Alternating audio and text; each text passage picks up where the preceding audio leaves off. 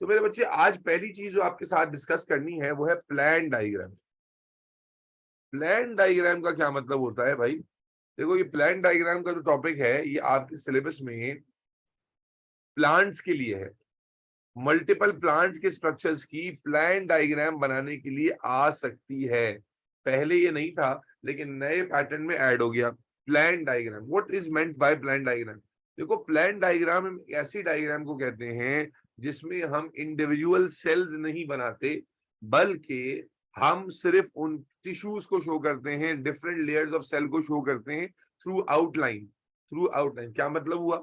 मतलब आपको अभी समझ में आ जाएगा। देखो, प्लान डायग्राम ऐसी डायग्राम को कहा जाता है जिसमें, मिसाल के तौर पे आपके सिलेबस में जो प्लांट डायग्राम शामिल है वो प्लांट के रूट की है, प्लांट के स्टेम की है और प्लांट के लीव्स की है। प्लांट के स्टेम, प्लांट के रूट और प्लांट के लीव्स की प्लांट डायग्राम है। तो ये प्लांट डायग्राम का मतलब ये होता है कि आप जब रूट की, स्टेम की, लीव की प्लांट डायग्राम बना रहे होंगे तो आप सारे सेल्स नहीं बनाएंगे। मसलन अगर आपने रूट की डायग्राम बुक में देखी हो तो रूट की डायग्राम एक्चुअल में कैसी होती है? रूट की अगर हम टीएस बनाते हैं तो रूट की डायग्राम कुछ इस तरह बनी होती है कि भाई इसमें, अल्लाह आपका भला करे, ये एपिडर्मल सेल्स होते हैं। मैं पहले नॉर्मल डायग्राम बना के दिखा रहा हूँ, है भाई, ये एपिडर्मल सेल्स होते हैं रूट के, फ्लैट सेल्स। नॉर्मली अगर आप डायग्राम देखेंगे रूट की, रूट के टीएस की, तो वो कुछ इस तरह से बनी होती है कि ये एपिडर्मल सेल्स होते हैं। उसके बाद फिर यहाँ पर कॉर्टेक्स के सेल्स होते हैं, ऐसे गोल गोल से।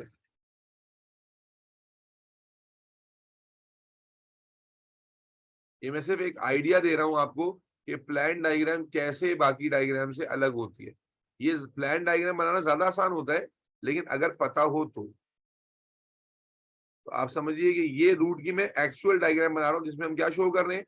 सेल्स शो कर रहे हैं, जिसमें हम सेल्स शो कर रहे हैं।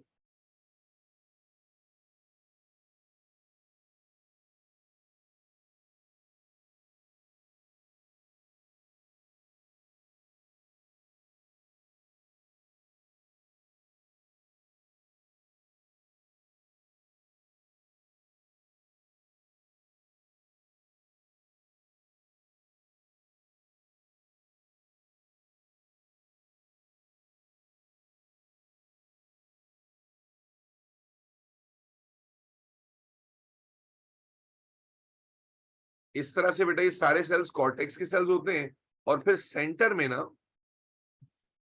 रूट के अंदर फिर इस तरह से एंडोडर्मिस आ जाती है। आपको मैं डायग्राम बनाकर दे दूंगा, बस आपको वो डायग्राम बनाने आनी चाहिए। एग्जाम में आ गई तो बस आपको पैटर्न बताओ। ये एंडोडर्मिस की लेयर आ जाती है, और फिर इस एंडोडर्मिस लेयर के अंदर फिर यहाँ पर जाइलम के सेल्स होते हैं इस तरह करके।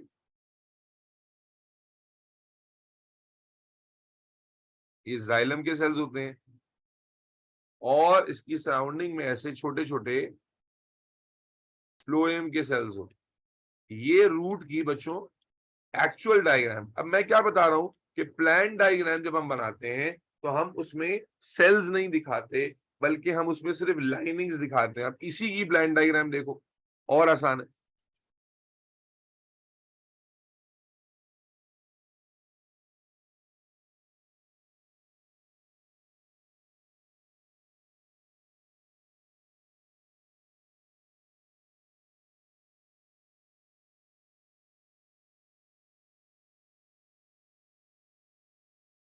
ये आ गई रूट की प्लान डायग्राम। बताइए बहुत मुश्किल है या रिलेटिवली? तो उसमें टाइम ही कुछ नहीं लगा।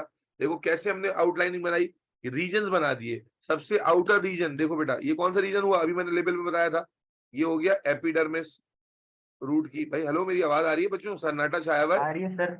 Yes sir.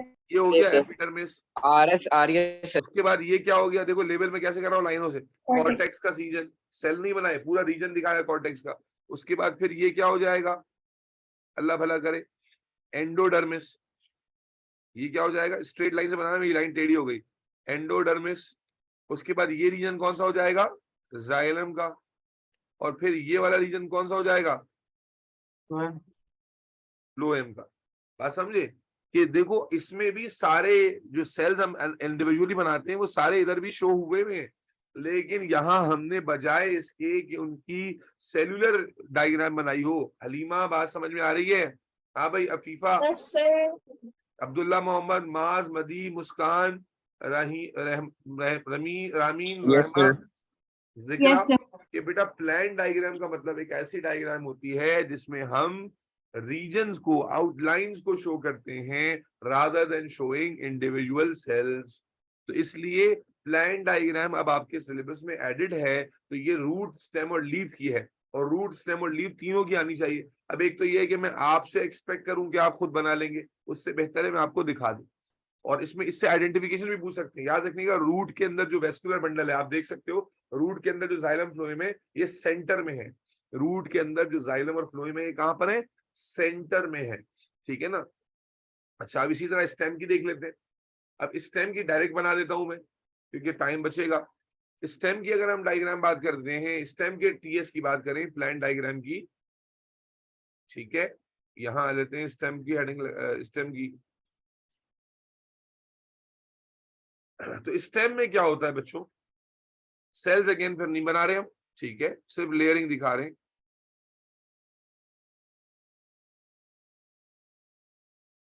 अब डायग्राम में आप आइडेंटिफिकेशन भी समझ सकते हो।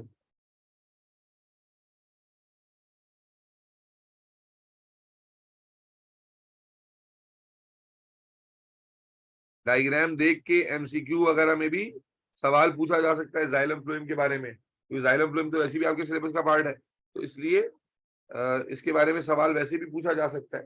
देखो, जब हम स्टेम की डायग्राम देखते हैं तो स्टेम की डायग्राम में ये एमसीक्यू में भी आ सकता है,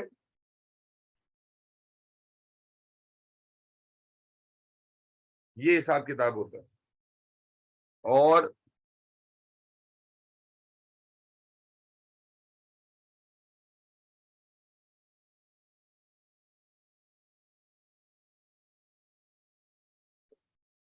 थोड़ा बड़ा बना देते हैं, ये स्टेम की डायग्राम। स्टेम, अब स्टेम और रूट में फर्क नजर आ रहा है डायग्राम में? नहीं आ रहा? वाज़ेह फर्क है नहीं है? है सर। Yes sir. अब इसकी कॉमन लेवल देख लेते हैं। बेटा इसमें ये एपिडर्मिस मौजूद है, ये जो रीजन है ये कॉर्टेक्स का है, ये जो अंडा बनाया हुआ गोल गोल ओवल शेप, ये अंडा पूरा वेस्कुलर बंडल है। वेस्कुलर बंडल, वेस्कुलर बंडल का मतलब क्या होता है? जाइलम और फ्लोएम। इसमें जो बाहर वाला है, देखो जैसे यहां पर क्या था, यहाँ अंदर वाला क्या था? सेंटर में जाइलम था और सराउंडिंग में फ्लोएम था। बिल्कुल यही पैटर्न यहाँ पर भी है। ये जो बाहर वाला रीजन है ये फ्लोएम का रीजन है, लेबल करने एमसीक्यू में भी आ सकता है। और ये जो अंदर वाला रीजन है यानी टुवर्ड्स दी सेंटर, ये वाला आगे वाला, ये जाइलम है। और ये जो पिंक सी लाइन आपको नजर आ रही है जो जाइलम और फ्लोएम को सेपरेट कर रही है, ये कैम्बियम है। और जो सेंटर रीजन है ये वेस्कुलर बंडल नहीं है ना, ये एंडोडर्मिस है। ये जो सेंट्रल रीजन है बेटा, ये पिथ सेल्स का रीजन है। पिथ, स्टेम के अंदर पिथ भी मौजूद होती है। पिथ आर लार्ज सेल्स जो स्टोरेज के लिए इस्तेमाल होते हैं।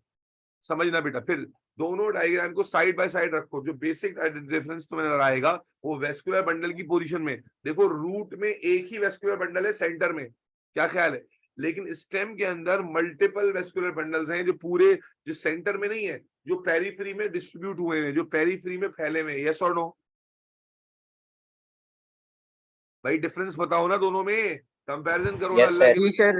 यस सर, समझ आ आई जाएगा आ तो गई। क्या करोगे? रूट के अंदर कैसे आइडेंटिफाई हो रहा है? सेंट्रल वेस्कुलर बंडल है और सिंगल वेस्कुलर बंडल है, जबकि स्टेम के अंदर सेंट्रल वेस्कुलर बंडल नहीं है। पेरीफ्री में vascular bundle is distributed all over the periphery, और जाइलम फ्लोएम उसमें भी है, जाइलम फ्लोएम इसमें भी है। इसी तरह रूट के अंदर जो है ना जाइलम फ्लोएम का जो वेस्कुलर बंडल है, इसमें कैम्बियम विजिबल नहीं है। देखो कैम्बियम नहीं बनाई हमने, जबकि यहाँ पर इन दोनों के दरमियान एक सेपरेटिंग है लाइन है जो कैम्बियम है, विजिबल है। फिर रूट के अंदर पिथ नहीं है, यहाँ पिथ है। सिमिलैरिटी की बात करें तो सिमिलैरिटी क्या है? इधर भी एपिडर्मिस, उधर भी एपिडर्मिस, इधर भी कॉर्टेक्स, इधर भी कॉर्टेक्स, इधर भी वेस्कुलर बंडल, इधर भी वेस्कुलर बंडल। तो इस तरह से सिमिलैरिटीज और डिफरेंसेस भी एग्जामिनर पूछ लेता है, तो कोई मुश्किल काम नहीं होता, कॉमन सेंस लगाना होता है। ठीक है, मैंने शायद लास्ट टाइम बताया था कि डायग्राम जब आती है कि भाई सिमिलैरिटी या डिफरेंसेस बताइए, तो उसको मुश्किल नहीं होता, देख कर बताना होता है, जो विजिबल होता है वही बतानी होती है। और बड़ी बचकाना टाइप की बातें होती हैं जो आपको आसानी जिक्र करनी होती है। बाज दफा बच्चा सोच रहा होता है कि यार बहुत मुश्किल वाली बात लिखूं, भाई सिंपल सामने जो बातें नजर आ रही हैं वो लिखनी होंगी।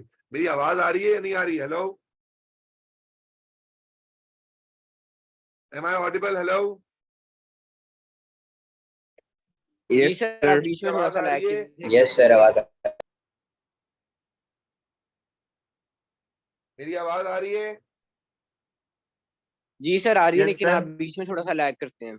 वदी, आवाज आ रही है मेरी? आ रही है सर, आवाज आ रही है, आवाज आ रही है। जी सर आ रही है, लेकिन आपकी आवाज थोड़ी लैग हो रही है। अच्छा एक मिनट रुको, मैं अपना इंटरनेट कनेक्शन चेंज कर रहा हूँ, मुझे लग रहा है मेरा इंटरनेट स्लो काम कर रहा हूँ। होल्ड करना।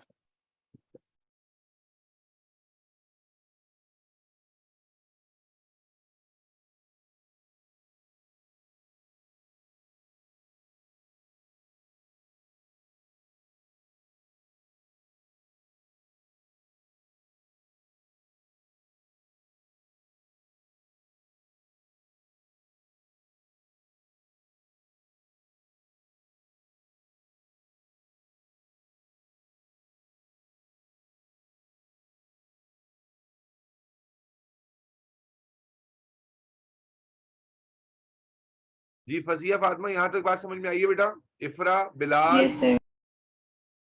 रामीन, रहमा, बेटा प्लान डायग्राम और एक नॉर्मल डायग्राम का बेसिक डिफरेंस समझ में आता है कि दोनों डायग्राम में बेसिक फर्क यह है कि एक डायग्राम में हम पूरी डायग्राम बनाते हैं और एक में हम सिर्फ स्केच करते हैं उसकी आउटलाइंस को, जिसमें देखो सारे रीजन्स विजिबल होते हैं बट हम उन्हें आउटलाइनिंग से शो कर देते हैं। ठीक है, अब एग्जामिनर आपसे प्लान डायग्राम क्यों बनवाता है? क्योंकि अगर एक्चुअल डायग्राम बनाने पे आओगे तो बहुत टाइम लगेगा, इसलिए प्लान डायग्राम बनाता है जिसमें आउटलाइंस होती है, रीजन होते हैं। तो रूट और स्टेम की डायग्राम समझ में आती है, दोनों का कंपैरिजन समझ में आता है, सिमिलैरिटीज और डिफरेंसेस क्या है? Everybody, hello. जी सर। जी सर। मैं पूछ रहा था कि बात समझ में आ गई रूट और स्टेम की डायग्राम में कि एक्चुअल डायग्राम और प्लान डायग्राम में क्या फर्क होता है, और रूट और स्टेम जी की सर। डायग्राम को कैसे कंपेयर करेंगे, क्या सिमिलैरिटीज हैं क्या डिफरेंसेस हैं? सिमिलैरिटीज और डिफरेंसेस दोनों मैंने वर्बली बताए हैं बच्चों, आपने चाहो तो अपने पास नोट कर लेना। अब्दुल्ला, सिमिलैरिटीज क्या थी कि इधर भी एपिडर्मिस, इधर भी एपिडर्मिस, उधर भी कॉर्टेक्स, इधर भी कॉर्टेक्स, इधर भी वेस्कुलर बंडल, इधर भी वेस्कुलर बंडल। डिफरेंसेस क्या थे? यहाँ वेस्कुलर बंडल सेंटर में है और एक है, यहाँ मल्टीपल वेस्कुलर बंडल्स हैं, यहाँ वेस्कुलर बंडल में जाइलम फ्लोएम में कैम्बियम विजिबल है, वहां विजिबल नहीं है, यहाँ सेंटर में पित्त के सेल्स मौजूद होते हैं, यहाँ पर नहीं होते। क्या ये बात समझ में आ गई? मैं आगे बढ़ रहा हूँ बेटा। Yes yes sir. सर। जी सर क्लियर। अब आगे चलते हैं मेरे बच्चे, अब आ जाते हैं लीफ की। अच्छा लीफ की डायग्राम आप सबने देखी हुई, एक्चुअल डायग्राम लीफ की कैसी होती है? अगर मैं जरा एक्चुअल वाली डायग्राम लीफ की याद दिलाऊंगा आपको, तो याद है लीफ में ऐसे करके अपर एपिडर्मिस बनती है,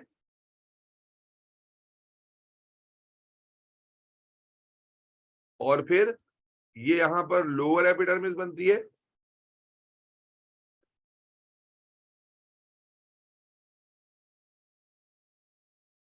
ये लीफ की हम एक्चुअल डायग्राम देख रहे हैं मुस्कान और रहमा। यहाँ पर ये गार्ड सेल होते हैं बेटा, ये डायग्राम तो सबने देखी है ना बचपन से, जी सर। सर। गार्ड सेल्स होते हैं। उसके बाद यहाँ पर जो है लंगूर की तरह लटके हुए कौन से सेल्स होते हैं? पेरिसेट मेसोफिल पेरिसेड, मेसोफिल। और इसी तरह फिर यहाँ पर बड़े बड़े लूजली अरेंज कौन से सेल्स होते हैं? कॉन्जी मेसोफिल। अब देखो बेटा, जब इसी की प्लान डायग्राम बनाते हैं तो कैसे बनाते हैं? ठीक है, प्लान डायग्राम इसी की कैसे बनाते हैं, इवन पूरी नहीं बनाई, बस जितनी जरूरी थी वो बना दी। अल्हम्दुलिल्लाह। प्लान डायग्राम देखिएगा।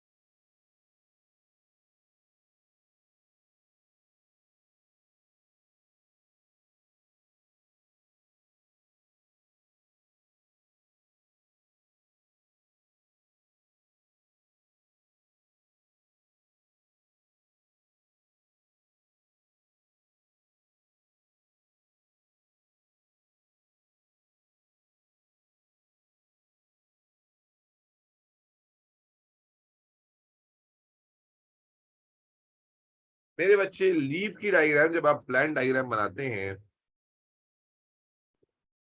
तो उसमें क्या क्या चीजें दिखानी होती हैं ये आपके पास डायग्राम में इस वक्त आप देख रहे हैं।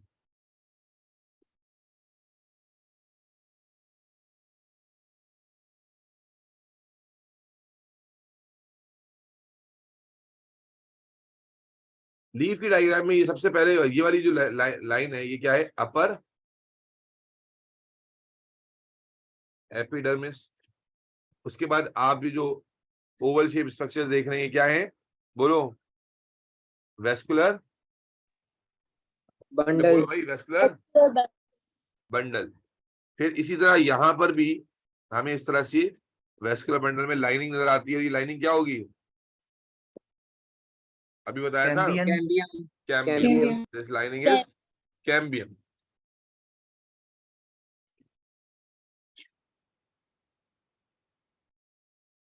उसके बाद ये जो रीजन आ जाता है, दिस इज पैलिसेड,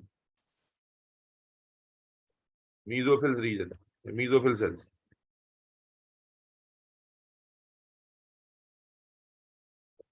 उसके बाद ये जो खाली रीजन है सारा, ये कौन सा रीजन है बेटा? स्पॉन्जी मीजोफिल सेल्स का रीजन है। एंड ये लास्टली क्या है? Lower epidermis. और लोअर एपिडर्मिस में ये जो गैप है जगह, ये क्या है? These are stomata. स्टोमेटा। तो बेटा ये एक बेसिक सा तरीका है डायग्राम को ड्रॉ करने का, रूट, स्टेम और लीफ की। अच्छा, इसमें फिर जाइलम फ्लोएम, इसमें ये जो ये वाला है बेटा ये जाइलम है और इसमें जो अंदर वाला है वो फ्लोएम है। उल्टा है, जाइलम और फ्लोएम में नॉर्मली जब हम देखते हैं तो अंदर वाला जाइलम होता है, बाहर वाला फ्लोएम होता है। यहाँ थोड़ा सा उल्टा हो जाता है। यहाँ पर आप बाहर से आ रहे हैं, ऊपर से आ रहे हैं, तो पहले जाइलम पड़ता है, उसके बाद फ्लोएम आ जाता है।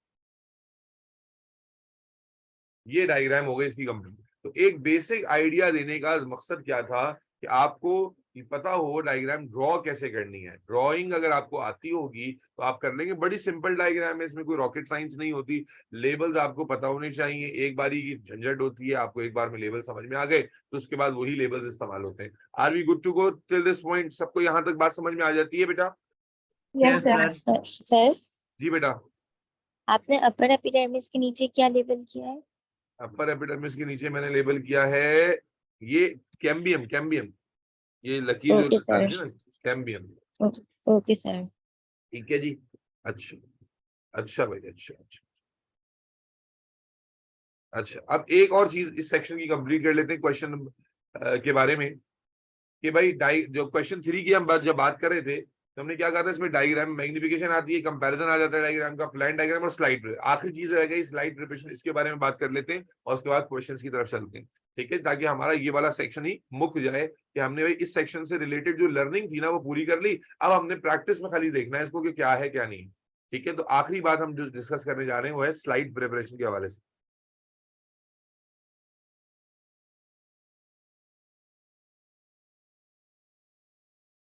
स्लाइड प्रिपरेशन का मतलब क्या होता है?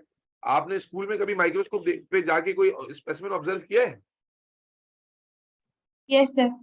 जो अच्छे स्कूल्स हैं वहां पर अक्सर बच्चों को ले जाकर माइक्रोस्कोप में स्पेसिमेन को ऑब्जर्व करवाया जाता है। ऑल्दो के स्लाइड प्रिपेयर नहीं कराई जाती, लेकिन आप यहाँ पर सीख लें कि स्लाइड को प्रिपेयर कैसे करना है, स्टेप्स सीख लें। देखो, स्लाइड प्रिपेयर करने के लिए मिसाल के तौर पे मैं 2-3 एग्जांपल समझाता हूँ। मान लें कि पोटैटो की स्लाइड बनानी है, मान लें कि ब्लड की स्लाइड बनानी है, मान लें कि अनियन एपिडर्मिस की स्लाइड बनानी है, कोई भी स्लाइड बनानी है। अनियन एपिडर्मिस वाली काफी ज्यादा ओ लेवल में पूछी जाती है। तो इनमें से कोई भी स्लाइड तैयार करनी की, स्लाइड से मतलब कोई भी स्पेसिमेन रेडी करना है टू ऑब्जर्व अंडर माइक्रोस्कोप, इनमें से कोई भी स्पेसिमेन रेडी करना है। इसी तरह स्टेम की स्लाइड बनाने को कह सकता है, यानी लीफ की स्लाइड बनाने को कह सकता है, रूट की स्लाइड बनाने को कह सकता है। तो स्टेप्स क्या होते हैं? कोई भी स्लाइड बनानी होगी तो बेसिक उसकी वर्किंग क्या होती है बेटा? स्लाइड बनाने के लिए जो सबसे पहली चीज आपको चाहिए ना वो है ग्लास स्लाइड। सबसे पहली चीज तो आपको चाहिए ग्लास स्लाइड। ग्लास स्लाइड इस तरह की एक स्लाइड होती है, ग्लास की बनी हुई होती है। और इस ग्लास स्लाइड पर आप क्या करते हैं? एरिया मार्क कर लेते हैं। मान लें कि मैंने इस ग्लास साइड में, ये मैं स्टेप्स जो वर्बली बता रहा हूँ ना यही लिखने होंगे। एक ग्लास स्लाइड आप ले लेंगे, माइक्रोस्कोपिक ग्लास स्लाइड, और उस पे एक एरिया मार्क कर लेंगे कि जिस एरिया पे आप अपने स्पेसिमेन को ड्रॉप करेंगे। अब अगर पोटैटो की स्लाइड बना रहे हैं या रूट की बना रहे हैं या अनियन की बना रहे हैं, तो with the help of blade, अगर कटिंग करनी है स्टेम की, लीव की, रूट की, पोटैटो की, तो with the help of blade आप क्या करेंगे बेटा, थिन से थिनेस्ट स्लाइस जो है ना वो पील ऑफ करेंगे। अगर आपके पास जो पोटैटो है या रूट है या स्टेम है, मिसाल के तौर पे मान लीजिए कि ये स्टेम है, आपके पास स्टेम का पीस है, तो आप क्या करेंगे, with the help of blade पतले से पतला स्लाइड काटने की कोशिश करेंगे, हॉरिजॉन्टल स्लाइस करेंगे पतले से पतला, क्योंकि जितना थिन स्लाइस होगा माइक्रोस्कोप में उतना क्लियरली ऑब्जर्व होगा, माइक्रोस्कोप में उतना क्लियरली ऑब्जर्व होगा। मैं इसके स्टेप्स लिखवा भी देता हूं बेटा। भी क्या किया मैंने, जनरल बात बता रहा हूं कि आपने कोई भी स्लाइड अगर प्रिपेयर करनी है तो आप उसके लिए क्या करते हैं, एक माइक्रोस्कोपिक ग्लास स्लाइड ले लेते हैं, उस पर एरिया मार्क कर लेते हैं जहां पर आप स्पेसिमेन पुट करेंगे। फिर स्पेसिमेन का जो सैंपल है वो आप कलेक्ट करते हैं, या तो अगर कट करके कर रहे हैं तो ब्लेड के थ्रू कट करेंगे और थिनेस्ट स्लाइस कट करेंगे पॉसिबल, और अगर ब्लड है तो ब्लड में आप क्या करेंगे कि ब्लड को विद प्रिक करेंगे with the help of a needle, ताकि ब्लड का ड्रॉप जो है वो पतले से पतला, छोटे से छोटा ड्रॉप आपको कलेक्ट हो जाए। उसके बाद उस स्पेसिमेन को आप इस जगह पर ड्रॉप कर देंगे।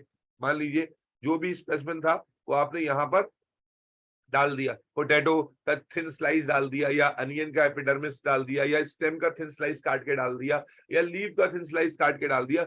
डालने के बाद आप मेरे बच्चे क्या करोगे कि इसे स्टेन करोगे। क्या करोगे, इसे स्टेन। स्टेन का मतलब क्या होता है कि देखो ये जो सेल्स हम ऑब्जर्व करते हैं, चाहे पोटैटो में देखें या रूट में देखें, ये कोई कलरफुल सेल तो नहीं होते, कलरलेस सेल्स होते हैं। तो बाज माइक्रोस्कोप में इनकी जो अपीयरेंस है वो उतनी क्लियर नहीं होती। तो what is staining die?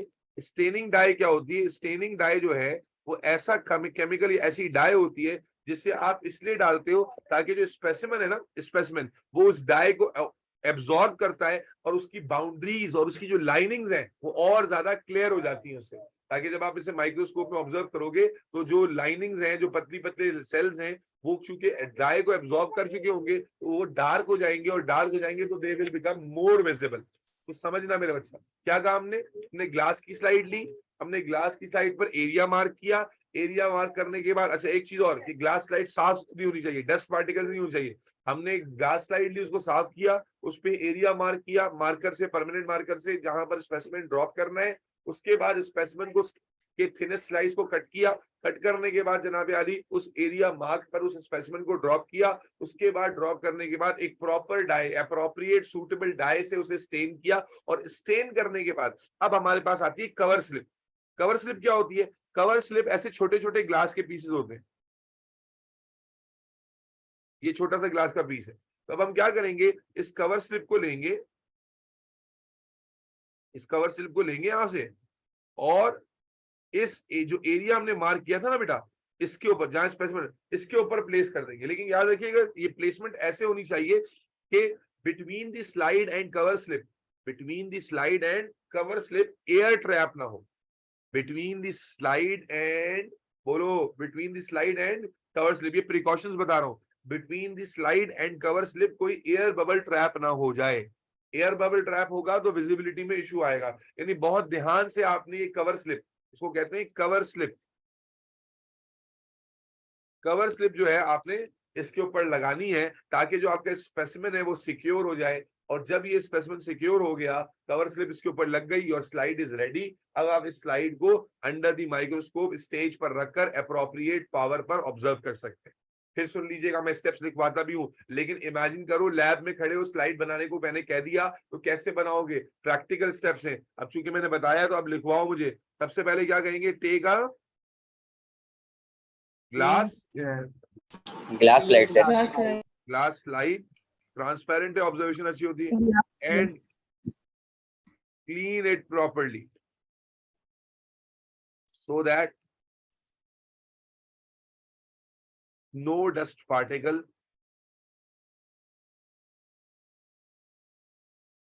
stay on slide.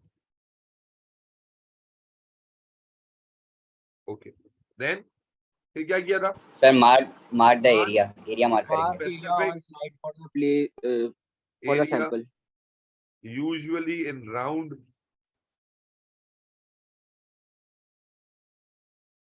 on a slide. Sir जी बेटा, सर राउंड में एरिया मार्क करना इंपॉर्टेंट है। और यूजुअली राउंड में किया जाता है, स्टैंडर्ड जितनी भी स्लाइड उसमें आपको राउंड नजर आएगा, जिसे मैंने यूजुअली लिखा है। असल में राउंड सर। इसलिए करते हैं ना कि माइक्रोस्कोप में जो फील्ड ऑफ व्यू होती है वो राउंड होती है, तो अगर आप राउंड एरिया ही में रखेंगे तो पूरी फील्ड नजर आएगी। अगर एरिया आप स्क्वायर या ट्रायंगल कर लेंगे तो हो सकता है पूरा फील्ड नजर ना आए। माइक्रोस्कोप में जब आप स्पेसिमेन को ऑब्जर्व करते हैं तो चूंकि माइक्रोस्कोप के लेंसेज राउंड ही होते हैं, तो इसलिए जो आपको फील्ड नजर आ रही होती है वो राउंडेड ही होती है। ठीक है, ओके सर, राइट। सर जी बेटा। सर मुझे पूछना था, ये जो स्टेनिंग डाई हम यूज करते हैं इसका क्या नाम होता है? नाम आपको नहीं याद रखना बेटा, कोई भी नाम है आपको याद रखना, you need to just say this word appropriate dye. ठीक है, वैसे अगर आपको शौक है तो हीमोफिलिन डाई होती है और क्या नाम है, निनहाइड्रिन डाई होती है। वैसे बहुत सारे, आपको नाम नहीं याद रखना, आपको बस ये पता होना चाहिए कि स्टेन भी करते हैं। ठीक है, ऑन अ स्लाइड विद, ये सारे पार्ट अब ऐड हुए, वरना तो ये सब करना भी नहीं था पहले आपको। Usually in round on a slide with permanent marker where specimen is dropped. फिर क्या आ गया, cut the finest slice of the specimen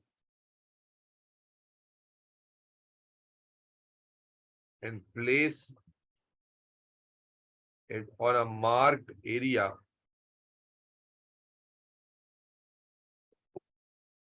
on slide. Then stain the specimen with suitable dye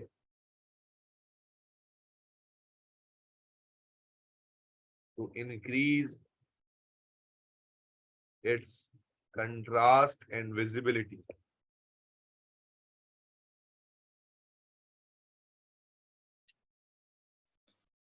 फिर आखिर में क्या किया था, put, सर जी बेटा। सर अगर हम ब्लड को टेस्ट कर रहे होंगे तब भी हम ये डाई डालेंगे? नहीं बेटा, ऑब्वियस बात है, ये जनरल रूल्स देख रहे हैं, ब्लड तो खुद ही ऑलरेडी इतना लाल लाल है, उसमें क्या डाई डालेंगे, नहीं डालेंगे। Put the, very good. तो सर वो नजर आ सर जाएगा वो blood। उसकी जो आप हाँ बोलो बोलो। कह रहे हैं कि फाइनेस्ट वो लेनी होगी।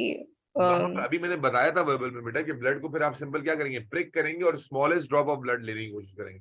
आइडिया फाइनेस्ट से लेना क्या मकसद है कि आप पतले से पतला, थिन से थिन सैंपल लेते हैं ताकि उसमें बहुत ज्यादा कुछ एक साथ ना आ जाए जो माइक्रोस्कोप में ऑब्जर्व करने की मुश्किल हो।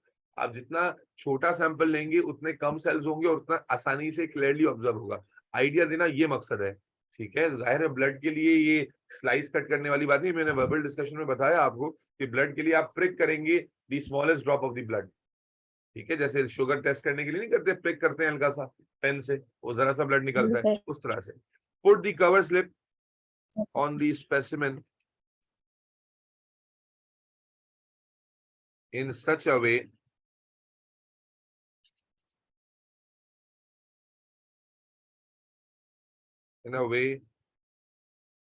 that no air is trapped between slip and slide.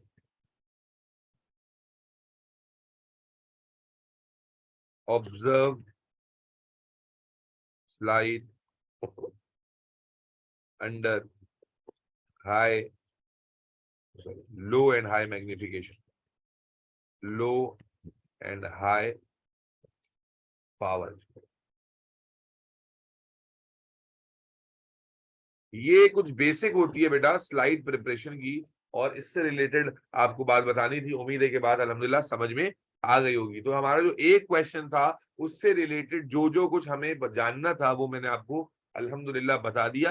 ज्यादातर क्वेश्चंस तो आप देखेंगे मैग्निफिकेशन के रिलेटेड होंगे, लेकिन इन टॉपिक से रिलेटेड क्वेश्चन अब जहां पर भी आएंगे तो एटलीस्ट आपको प्लान डायग्राम का भी अंदाजा है और एटलीस्ट आपको स्लाइड प्रिपरेशन की एक विजुअल जो है ना वो कॉन्सेप्ट भी बन गया कि किस तरह से स्लाइड बनानी है। Are we good to go till this point बेटा? क्या यहाँ तक सबको बात समझ में आ जाती है? अब मैं आपको क्वेश्चंस की तरफ ले जा रहा हूँ। We will try yes sir, clear. अच्छा, आप Point- क्वेश्चन आपके पास हार्ड कॉपीज मौजूद है ना बेटा? क्योंकि मैं लैपटॉप पे कर रहा हूँ, मेरे लिए स्केल करना मुश्किल होगा, आपको हार्ड कॉपी में सॉल्व करना है। Do you all have the hard copies in front of you right now? Yes sir. Yes sir. Yes, जिसके sir. पास नहीं है वो उठे और जाके लेकर आके बैठे, क्योंकि अभी हम जो क्वेश्चंस करेंगे वो आपने अपने सामने करने हैं। मुझे तो आप रीडिंग बताएंगे क्योंकि मैं स्क्रीन पर मेजरमेंट नहीं ले सकता। तो बेटा चले शुरू करते हैं, मैग्निफिकेशन वाले क्वेश्चन से शुरू करते हैं बेटा। एयर बताता हूँ, उसके बाद फिर शुरू कर लेते हैं, ठीक है?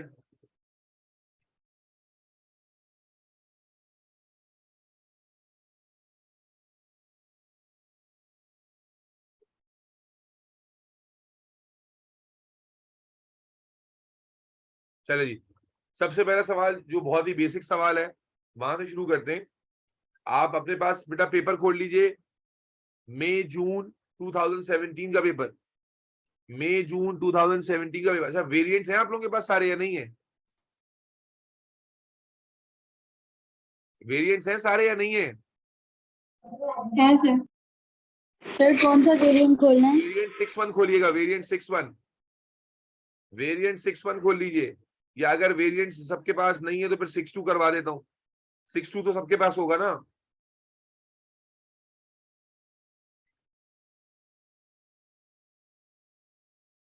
बेटा 6.1 6.2 वेरिएंट है सबके पास? अगर 6.1 नहीं है सबके पास तो 6.2 खोल लीजिए। जिन्होंने हमारे पास से एडीपी मंगाए उनके पास सारे वेरिएंट्स होंगे। भाई खोल लो तो बताना मुझे, 6.1 मिल गया या 6.2 मिल गया, कौन सा मिला? ये दोनों है। सर दोनों है। चलो पहले सर दोनों है यहाँ 6.2 मैग्निफिकेशन से रिलेटेड है, ज्यादा जल्दी हो जाएगा। जल्दी 6.2 निकाल लो बेटा। 6.2 का क्वेश्चन नंबर 3 निकाल लो, पेज नंबर 216। जिनके पास मेरा वाला बुकलेट है 216, पेज नंबर 216, सेकंड बुक के अंदर, ठीक है? सेकंड बुक के अंदर, बुक 2 के अंदर, पेज नंबर 216। और जिनके पास नहीं है, अपने अपने पास पेपर्स है, वो बेटा वेरिएंट 6.2 निकाल लीजिए, मई जून 2017 का। निकाल लिया सबने? क्वेश्चन 10 मार्क का है। क्वेश्चन नंबर 3 शुरू हो रहा है, फिगर 3.1 शोज सेल्स। बेटा निकाल लें तो बताएं प्लीज। सर एक और दफा पेपर बता दीजिएगा, पेपर कौन सा है? निकाल। मई जून 2017, वेरिएंट 6.2 प्लीज निकाल लें। मई जून सर 2017। निकाल लिया। सबका निकल गया भाई? ऐसा ना हो 2-4 बच्चे कर रहे हैं। Yes sir.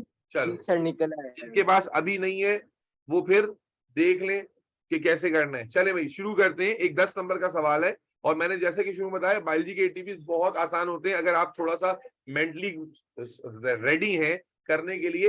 तो आप यकीन कीजिए 3-4 दिन का गैप जब पेपर में मिलता है, बच्चे 3 दिन में एटीपी पूरा निकाल देते हैं और पूरा अच्छे से हो जाता है। तो आप क्यों नहीं कर पाएंगे? चले शुरू करते हैं भाई। आपको देखो क्या दिया हुआ है, figure 3.1 shows cells as seen in the light microscope. अब एक सेल शो किया हुआ है जो लाइट माइक्रोस्कोप में नजर आ रहा है। मुझे बताओ ये प्लांट सेल है एनिमल सेल है? प्लांट सेल है सर। कैसे पता चल रहा है प्लांट प्लांट सेल है? आप देख रहे हो, मैंने आपको शायद पहले भी बताया था कि सेल वॉल हमेशा याद रखो। देखो डबल लेयर में बनाई हुई सेल वॉल, देखो यस सर। मैंने आपको बताया था। यस यहाँ सर पर बनाई हुई है। अक्सर बच्चे गलती ये करते हैं कि वो समझते हैं कि एक बाहर वाली लेयर सेल वॉल है और अंदर वाली लेयर जो है वो सेल मेम्ब्रेन है। नहीं, सेल वॉल चूंकि थिक स्ट्रक्चर होता है तो याद रखिएगा cell wall under the microscope appear होती है एज अ डबल लेयर। तो ये सेल वॉल है, तो इस सेल वॉल से आपको आइडेंटिफाई हो रहा है आसानी से कि भाई ये एक प्लांट सेल है, एनिमल सेल नहीं है। ठीक है जी। अब आज जनाब क्या कहता है? कहता है इन the space below make a large drawing of the cell labeled P. You do not need to label your drawing. आपको वाजे बता दिया, जहां पर लेबल करना होता है वहां पर कहता है लेबल करें, जहां लेबल नहीं करना होता वहां कहता है नहीं करें। तो आपको क्या कहता है भाई? क्या कहा उसने यहाँ पर? क्या कहा आपको उसने बच्चे? क्या कहा उसने? In the space below make a large drawing of the cell labelled P। ये जो सेल बनाया हुआ है जिसे P लेबल किया है, इस सेल की डायग्राम को बड़ी डायग्राम बनाई। अब बड़ी डायग्राम का मतलब क्या है मेरे बच्चे? जितनी बड़ी ये डायग्राम है ना, जितनी बड़ी ये डायग्राम है कम से कम इससे 2 गुना ज्यादा होगी। याद रखिए कम से कम इससे 2 गुना ज्यादा होगी। कम से कम इससे 2 गुना ज्यादा डायग्राम, यानी 2 टाइम्स। अगर ये स्केल रखो अपनी कॉपी पे, कितनी ये डायमेंशन निकालो, ये वाली और ये वाली डायमेंशन निकालो, जरा मुझे बताओ। स्केल रख के ये डायमेंशन और ये डायमेंशन निकालो, अंदाजा करो बेटा, शाबाश, मुझे बताओ कितनी आ रही है।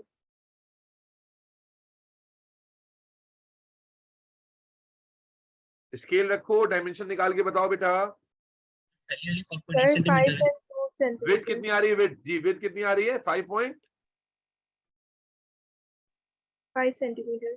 5.5 सेंटीमीटर हो गया। अच्छा, तो इसका मतलब ये कि कम से कम भी 10 सेंटीमीटर हम ऊपर जाएंगे विड्थ में। और ये हाइट कितनी है? ये डायमेंशन कितनी आ रही है? Sir 2 sir centimeters. 3.3। 3.3। बेटा मुझे जवाब मिलेगा तो आगे बढ़ूंगा मैं। 3.3 आ रही है। 2.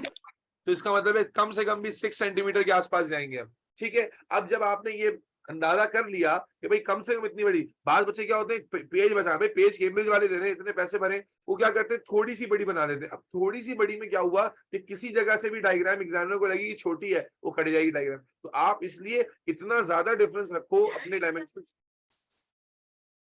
इतना ज्यादा डिफरेंस रखो अपनी डायमेंशंस के अंदर कि गड़बड़ होने के चांस ही खत्म हो जाए। अब क्या करोगे, अब तुम्हें पता है 10 सेंटीमीटर स्केल, अपना स्केल यहां रखो इस स्पेस में, और इस स्पेस में रखो, और 10 सेंटीमीटर पे 2 पॉइंट मार्क कर लो, 2 पॉइंट मार्क कर लो। और इसी तरह अपना स्केल रखो और 6 सेंटीमीटर पे 2 पॉइंट मार्क कर लो। इससे तुम्हें एक आउटलाइन मिल जाएगी कि तुम्हारी डायग्राम कितनी आउटलाइन में आ रही है।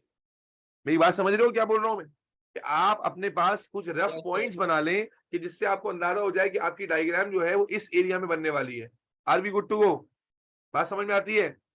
जी सर। Yes अब sir. जब आप समझ गए, बस उठा के डायग्राम कॉपी करनी है, बड़ी डायग्राम बनानी है, बिल्कुल कोई मुश्किल नहीं है। तो आप क्या करोगे, डायग्राम को रीड्रॉ करोगे। डायग्राम आपको क्लियरली नजर आ रही होगी, मैं अंदाजे से बड़ी बना रहा हूं, आप डायमेंशन लेके बड़ी बनाओगे। ठीक है, इस सेल को रीड्रॉ करने जा रहे हैं, सेल पी को। सेल पी बोला था इसलिए पूरा ड्रॉ करेंगे, अगर कोई पर्टिकुलर पार्ट बोला होता तो सिर्फ वो पर्टिकुलर पार्ट ही ड्रॉ करते। याद रखिए, मैंने आपको पहले भी बताया था, डायग्राम जब बनाएंगे तो पेन एक ही दफा उठाएंगे और एक ही दफा में पूरी लाइनिंग जो है वो कंप्लीट करेंगे। और एक बात और भी बताई थी आपको मैंने कि पिकासो की पेंटिंग नहीं बनानी है हमने डायग्राम को टेक्निकली सही बनाना है। पिकासो की पेंटिंग नहीं बनानी है, डायग्राम को टेक्निकली सही बनाना है। एक बार में पूरा बनाया, उसके बाद देखिए यहां पर क्या होगा, मेरे नंबर यहां कट जाएगा। क्यों कटेगा यहां पर? आप देख लो लाइन प्रॉपर्ली ज्वाइन नहीं है। बोलो भाई। हाँ जी, पेंसिल से करना है। पेंसिल शुड बी शार्प, मैंने बताया था पेंसिल जो है बहुत शार्प होनी चाहिए। और यहाँ देख रहे हो आप, मैं अपनी गलती दिखा रहा हूं आपको। यहाँ पर आपने देखा लाइन डिसकंटिन्यूअस छोड़ दी मैंने गलती से, यहाँ पर इस चीज का मार्क कटेगा। डायग्राम बुक के बारे में मैंने पॉइंट्स बताए थे कि क्या क्या पॉइंट्स हैं। अगर याद नहीं आ रहे तो ऊपर जाके पीडीएफ में देखो नोट्स में कि जनाब क्या क्या पॉइंट है जिसमें मार्क्स कटते हैं। इसलिए मैं क्या करूंगा, दोबारा रीड्रॉ करूंगा इसको, बजाय इसके सिर्फ वो पार्ट जोड़ू। डिसकंटिन्यूअस लाइंस नहीं होनी चाहिए। तो मैं पहले इंटरनल लाइनिंग बना रहा हूं, और इंटरनल लाइनिंग बनाने के लिए मैं क्या कर रहा हूं, एक गो में बनानी है बेटा, एक गो में बनानी है। फिर से मुझे नजर आया, मुझे मजा नहीं आया, तो मैं दोबारा से मैं डालूंगा। डायग्राम आसान होती है,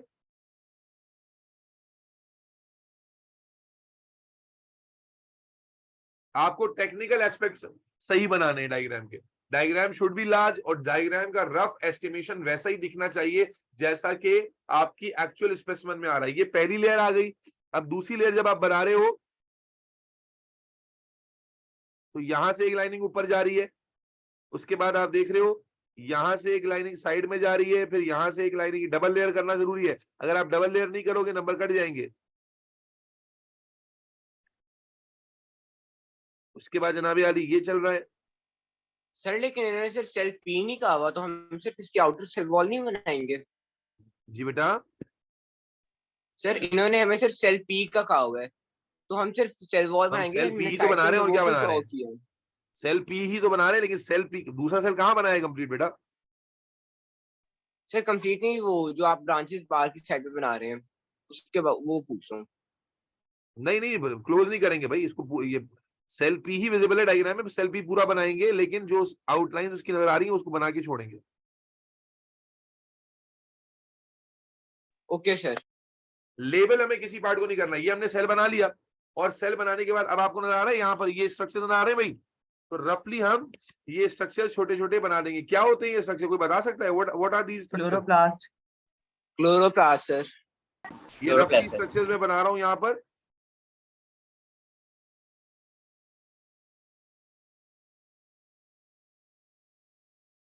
जितना पार्ट डायग्राम में विजिबल होगा बस वो ही बनाएंगे, ज्यादा 30 मार खान बनने की जरूरत नहीं है। जितना पार्ट डायग्राम में विजिबल होगा बस उतना ही बनाएंगे। आपको पता है कि सेल में वैक्यूल होता है, लेकिन क्या इस डायग्राम में क्लियरली वैक्यूल नजर आ रहा है आपको? बोलो। No sir. तो सर तो गधे की तरह बना के मत आ जाना, ये एक बहुत कॉमन मिस्टेक होती है। बच्चा बोलता है यार मुझे तो पता है कि इसमें जनाबी होता है, एग्जामिनर यही चेक करना चाहता है। याद रखिए डायग्राम में जो पार्ट नजर आ रहा है बस वही बनेगा और कुछ नहीं बनेगा। अगर आपने कोई एडिशनल अपनी थ्योरेटिकल नॉलेज झाड़ दी तो फिर रेडी हो जाइए। और मैंने बताया था मार्किंग जो है ना वो इस बात पे है ही नहीं कि आपकी डायग्राम कितनी खूबसूरत दिख रही है। मार्किंग इस बात पर है कि वो क्राइटेरिया कि लाइन पतली है, लाइन डिसकंटिन्यूअस नहीं है, लाइन जो है वो सेल वॉल जैसे डबल लेयर में बनानी है वो बनाई हुई है। यहाँ पर 4 मार्क पता है किस चीज की मिल रहे हैं? एक चीज मिल रही है डबल लेयर की, एक पतली लाइन की, एक ये स्ट्रक्चर बनाने का, और एक सेल वॉल को डबल लेयर में शो करने का। ये 4 मार्क्स आपको मिल रहे हैं इस चीज के। और डायग्राम का साइज में, सॉरी, 1 मार्क मिल रहा है डायग्राम के साइज में, कि डायग्राम का size should be big enough. और बिग इनफ का मतलब क्या है? आप सीधा सीधा याद रखो कि जितनी डायमेंशन है उस डायमेंशन का डबल करके, रफली डबल करके आप उसको बना लोगे ताकि वो कंसिडरेबली लार्ज दिखे। Are be clear till this point? Yes sir. चलो यस सर। अब आगे क्या कहता है? Measure and record the maximum length of cell P in 3.1। Maximum length निकालनी है सेल पी की। जी मैक्सिमम निकालें लेंथ। इस पार्ट को हम लेंथ क्या देते हैं? तो मैक्सिमम लेंथ जिस पार्ट पे आ रही है, अभी निकाला था ना कितना आ रहा? 5.5 सेंटीमीटर आ रहा था। सर मेरा अभी डायमेंशन 4.8 निकाली आ थी, रहा है। 5.5 सेंटीमीटर थी। सर मेरा 4.8 आ रहा है। सर मेरा भी 4.8। जी बेटा ये तो आप स्केल से देख रहे हो ना, अब स्केल से देख के, मैं तो आपके सामने बैठा हुआ नहीं हूँ। तो आप बताओ जो रीडिंग आ रही है वो बताओ। 5.5 किसकी आ रही थी? अभी तो आप लोगों ने 5.5 नहीं लिखवाया था मुझे। चलो अब बताओ कितना आ रहा है? 4.8 आ रहा है। यस सर सर मेरा 4.8। 6.1 आ रहा है। कितना आ रहा है बेटा? सर मेरा 6.1 आ रहा है। आपका पेपर कौन सा है? आपका A4 से बड़ा पेपर है क्या? पेपर के साइज चेंज होने से भी फर्क पड़ सर जाता है। A4 से थोड़ा बड़ा है। हाँ तो इस वजह से फर्क पड़ रहा है आपको। जो पेपर में स्टैंडर्ड पे देखो, मैग्निफिकेशन क्वेश्चन में प्रैक्टिस के दौरान एक मसला ये आता है कि 1-2 डेसिमल्स का फर्क पड़ जाता है, क्योंकि जो कैम्ब्रिज का स्टैंडर्ड साइज है पेपर का उस पे डायग्राम का साइज अलग दिखेगा। और जो आपके पेपर है A4 है, A4 से छोटा है, जैसे रेड स्पॉट में छोटी छोटी डायग्राम बनी हुई है उसमें साइज अलग आ रहा होगा। ये जो 4.8 बता रहे रेड स्पॉट से तो नहीं देख रहे तुम लोग? नहीं नहीं सर। सर मार्क्स स्कीम में 4.8 ही लिखा हुआ है। जी सर। 4.8 लिखा हुआ है, बस ठीक है। तो 4.8, अब ये सेंटीमीटर है, यहाँ पर किसमें लिखना है? मिलीमीटर में। बेटा सेंटी को मिली में कैसे कन्वर्ट करते हैं? Multiply by 10। Multiply by 10। अच्छा ये कन्वर्जन भी सीख लो। सेंटी को मिलीमीटर में कन्वर्ट करने के लिए मल्टीप्लाई बाय 10 करते हैं तो मिलीमीटर बन जाता है। और मिलीमीटर को माइक्रोमीटर में कन्वर्ट करने के लिए मल्टीप्लाई बाय 1000 करते हैं तो ये माइक्रोमीटर बन जाता है। 10 और 1000 याद रखना। सेंटीमीटर को मिलीमीटर में कन्वर्ट करने के लिए मल्टीप्लाई बाय 10 कर देते हैं, और अगर मिलीमीटर को माइक्रोमीटर में कन्वर्ट करना हो तो मल्टीप्लाई बाय 1000 कर देते हैं। 10 और 1000 का रिलेशनशिप है। तो यहां पर अगर 4.8 सेंटीमीटर की रीडिंग आ रही है, मल्टीप्लाई बाय 10 किया तो मिलीमीटर में कितना हो गया? बोलो 48 मिलीमीटर। यस और नो? Yes sir. अब उसके बाद क्या आता है? Use the magnification. अरे देखो आ गया ना magnification. Use the magnification of 3.1। Magnification दी हुई थी, कितनी दी हुई थी? 200x। ठीक है। Use the magnification of the diagram and the, ये जो हमने, अच्छा ये जो हमने लेंथ निकाली है P, ये क्या है? एक्चुअल लेंथ है या इमेज की लेंथ है? Is this actual image? Image length. ये इमेज इमेज। ठीक है। तो अब हमने क्या निकालना है? एक्चुअल लेंथ बतानी है। आपको फॉर्मूला पता है? क्या फॉर्मूला होता है? Magnification is equal to image size sir image length image over size over object size. Magnification. Actual size. अब आपने एक्चुअल निकालना है तो एक्चुअल को इधर ले जाओ, मैग्निफिकेशन को नीचे ले आओ। तो इमेज, ये एक्चुअल साइज का फॉर्मूला क्या बन जाएगा? Actual size is equal to image upon magnification. Working show करनी है भाई, मैग्निफिकेशन। अब इमेज का साइज कितना है? 48 और मैग्निफिकेशन कितनी है? 200। डिवाइड करें कितना आंसर आ रहा है? 0.24 0.2 0.24 0.24। ये किसमें होगा? यूनिट लिखने, क्योंकि ये आपने मिलीमीटर में रखा है तो ये साइज भी किसमें आएगा? मिलीमीटर में। Is that clear? और अगर इसे माइक्रोमीटर में कन्वर्ट करना होता फिर इस 0.24 को किससे मल्टीप्लाई कर देते? 1000 से। तो कितना हो जाता? 240 माइक्रोमीटर। यस और नो? जी सर। बेटा ये बात समझ में आ गई सबको? वर्किंग शो Yes, लाजमी sir. करनी है। अच्छा, उसके बाद देखो 10 नंबर का सवाल खत्म हो रहा है, कितना टाइम लगा इसको करने में। State two structures visible in figure 3. Visible in figure 3.1। जी, कौन से दो स्ट्रक्चर विजिबल हैं? एक sir cell wall and Chloroplast. Chloroplast, chloroplast. जो सिर्फ प्लांट सेल में होते हैं, सेल वॉल और क्लोरोप्लास्ट। चलो, आर वी क्लियर बेटा? अब इसी का वेरिएंट 6.1 पे आ जाते हैं। तो समझ में आ गया भाई, 10 के 10 मार्क हमें मिलेंगे अगर हमने डायग्राम बड़ी बनाई है, उसमें सही प्रॉपर लेबलिंग की है, मैग्निफिकेशन की वर्किंग दिखाई है, आंसर सही निकाला है, पूरे मार्क्स मिलेंगे, इसमें कोई मार्क कटने का चांस नहीं। अब इसी का वेरिएंट 6.1 पे आ जाओ। बच्चों के पास वेरिएंट 6.1 था, आप लोगों ने कहा 6.1 पे आ जाओ बेटा। इसी वेरिएंट 6.1 पे, इसी पेपर के वेरिएंट 6.1 पे आ जाइए।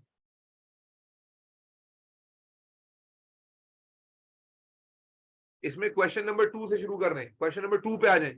टोटल 3 क्वेश्चन आते हैं, 2 भी देख करेंगे, 3 भी करेंगे।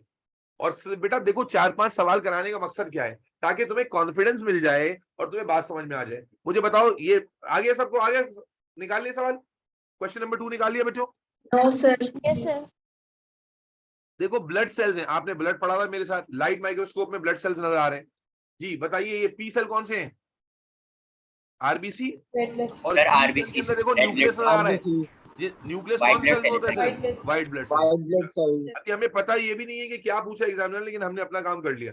अब उसके बाद क्या कहा? In the space below make a drawing of the cell labelled Q in figure 2.1 magnified 2 times. देखो यहां उसने बता भी दिया कि इसी से हमने एग्जाम, मैंने भी रूल बताया ना कि डबल कर लिया करो, वो इसलिए क्योंकि मार्किंग स्कीम का रूल जो है ना डबल का होता है, इसलिए थोड़ा बहुत नहीं। अब आपको कहता है ये डायग्राम बनाइए और इसको डबल साइज पे बना दीजिए। You do not need to label, जहां लेबल करवाना होगा बताएगा, जहां नहीं करवाना होगा बताएगा। तो अब इसका डायमेंशन निकाल लो, सर्कल है तो एक डायमीटर निकाल लो इसका। कितना डायमीटर निकालना है?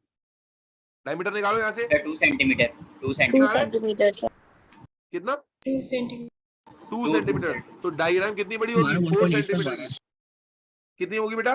4 सेंटीमीटर की। तो 4 सेंटीमीटर का मतलब क्या हो गया? आप क्या करो, कंपास आपके पास होना चाहिए एग्जाम में बेटा, कंपास। तो कंपास से 4 सेंटीमीटर खोलोगे और 4 सेंटीमीटर खोल के कंपास की मदद से ऐसे 4 डॉट लगा लोगे, ताकि तुम, क्योंकि डायग्राम कंपास से नहीं बनानी है, याद रखना डायग्राम में कंपास इस्तेमाल नहीं हो सकता, डायग्राम हाथ से बनानी होगी। समझना बच्चे, डायग्राम हाथ से बनानी होगी। तो फिर 4 सेंटीमीटर बनेगी, कैसे गारंटी करोगे?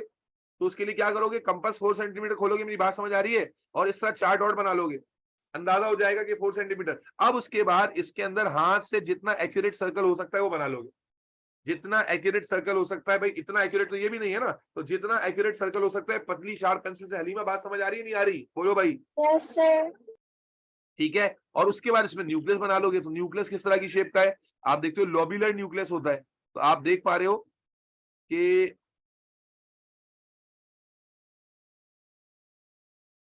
न्यूक्लियस भाई साहब जो है वो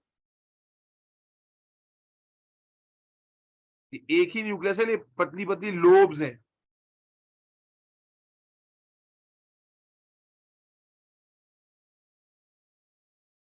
सर ये दोनों न्यूक्लियस आपस में ज्वाइन कहाँ क्यों हो बेटा रहे दो, हैं? अभी मैंने कहा एक ही न्यूक्लियस है लल्लू, एक ही सर न्यूक्लियस लेकिन है, इनके डबल। ज्वाइनिंग वो कहाँ से नजर आ रही है? ये आ तो रही है बेटा, बड़ा करो डायग्राम, ये रही ना, ये लाइन नजर नहीं आ रही आपको? अच्छा ठीक है सर। डायग्राम को केयरफुली, मुझे तो स्क्रीन पे दिख रही है, हो सकता है पेपर की क्वालिटी अच्छी ना हो, आपको ना दिख रही हो। ठीक है, तो आपको एक लार्ज डायग्राम बनानी थी, लेवल इसने करवाया नहीं है, लेकिन वी नो कि ये न्यूक्लियस है। ठीक है, अच्छा थोड़ा सा डायग्राम में एरर आ गया है, उस डायग्राम को करेक्ट करें, क्योंकि इस डायग्राम में हम देख रहे हैं कि न्यूक्लियाई दोनों काफी क्लोज हैं। तो इसको जब हम बनाएंगे तो इसका ये वाला एंड जो है वो इसके काफी क्लोज लाकर एंड करेंगे, ताकि diagram as accurate as possible दिखे, लाइक दिस। अच्छा, डबल लाइनिंग जो मैंने कर दी, करने की जरूरत नहीं है, ये डिसकंटिन्यूअस भी नहीं होनी चाहिए, एक ही कंटिन्यूटी में लाइन होगी। तो एक बार दोबारा बना लेते हैं। सर एक मिनट मिला जी, बोले बोले। सर सर्कल कंपास से ड्रॉ करेंगे। अरे बेटा क्या हो गया, तुम लोगों का साबुन स्लो चल रहा है क्या? अभी तो बताया मैंने कि कंपास से सिर्फ निशान लगाएंगे, सर्कल हाथ से ड्रॉ करेंगे। वही 4 सेंटीमीटर का मार्क उसने कहा है ना, तो 4 सेंटीमीटर पे पॉइंट लगा लेंगे, ताकि उन्हीं पॉइंट्स के अंदर अंदर सर्कल बनाए, उन्हीं पॉइंट्स को टच करते हुए सर्कल बनाए, ताकि सर्कल हमारा 4 सेंटीमीटर का बन जाए। कंपास से नहीं बनाएंगे सर्कल, सर्कल कंपास से नहीं बनाएंगे। क्लियर? Clear sir. भाई अब्दुल्ला, मोहम्मद, ईमान, मुंतहा, इफ्रा, मुस्कान, ईमान, शुएब, कुछ बात समझ आ रही है? जिक्रा, वानिया, सामिया, रहमा, रामीन। जी सर आ गया।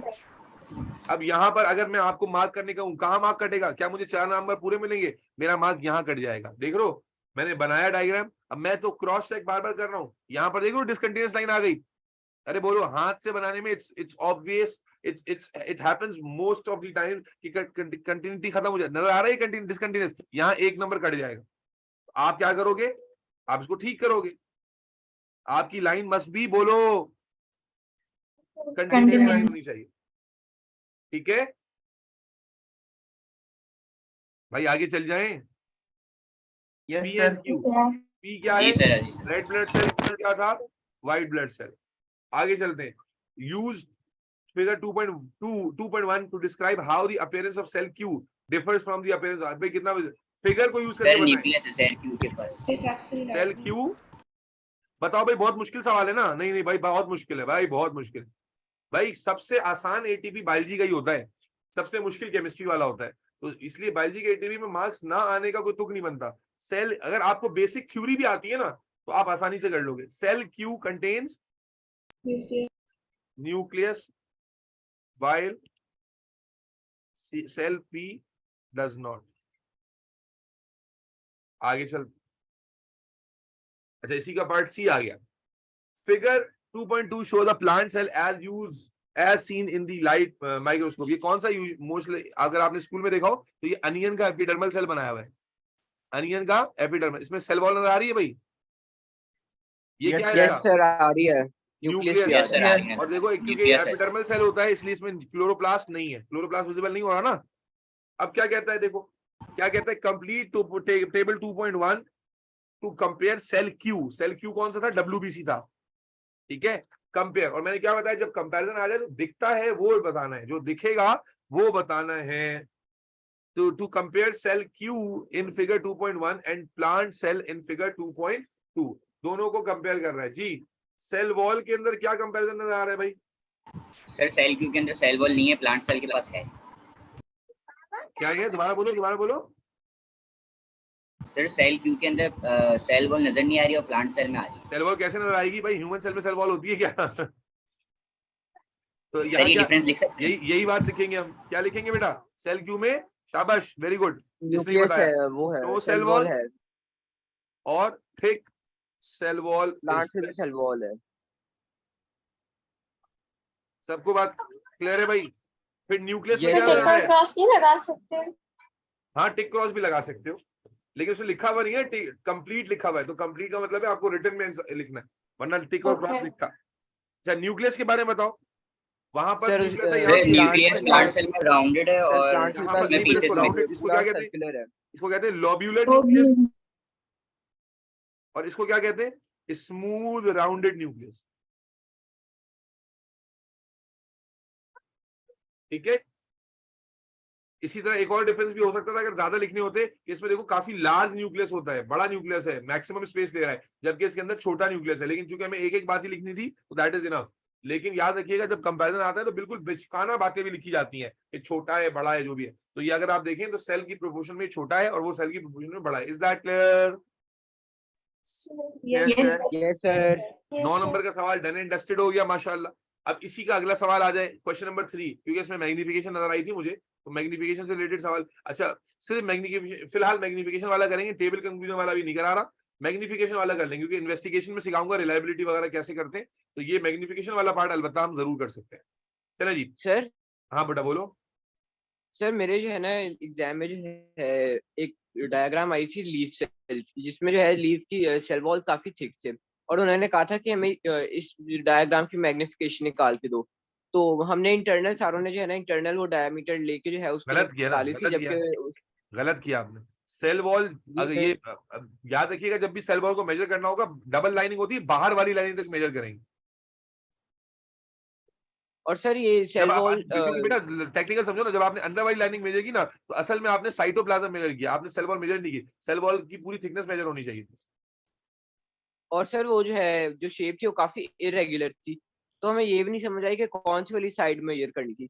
मतलब कि लेंथ देखो बेटा, जब ऐसे ऐसे हो ना, जब इरेगुलर शेप हो, मैं बता रहा हूँ, तो बेटा आप अगर पता नहीं मिस ने सवाल में इस चीज का ध्यान दिया नहीं दिया, जब कोई ऑब्जेक्ट बहुत इरेगुलर होता है ना, अभी आप देखेंगे ऐसे सवालों में, तो एग्जामिनर क्या कहता है, जो साइड आपने मेजर की है वो मार्क कर दो वहां पर कि भाई ये साइड मैंने मेजर की है, तो एग्जामिनर उसको चेक करेगा।